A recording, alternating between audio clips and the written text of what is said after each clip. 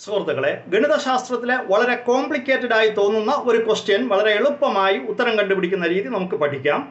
Root of 1 cube plus 2 cube plus 3 cube plus 4 cube plus 5 cube. ഈ question കാണുമ്പോൾ വളരെ പ്രയാസമാണെന്ന് തോന്നും, പക്ഷേ വളരെ എളുപ്പമായിട്ട് നമുക്ക് ഇതിന്റെ ഉത്തരം കണ്ടുപിടിക്കാം. ഇവിടെ ചെയ്യുന്ന മെത്തേഡ് എന്താന്ന് പറഞ്ഞാൽ, അവസാനത്തെ സംഖ്യ 5, 5ന്റെ അടുത്ത സംഖ്യ 5 പ്ലസ് 1 അത് 6. ഈ രണ്ട് സംഖ്യകളെയും തമ്മിൽ ഗുണിക്കുക. 5 × 6 30. അതിൻ്റെ പകുതി എടുത്താൽ ഇതിൻ്റെ ഉത്തരമായി. 30/2 = 15. അപ്പോൾ ഈ ക്വസ്റ്റ്യൻ്റെ ആൻസർ 15 ആണ്. രണ്ടാമത്തെ ഒരു വലിയ ക്വസ്റ്റ്യൻ നോക്കാം. 1 cube plus 2 cube plus 3 cube plus et cetera up to 99 cube.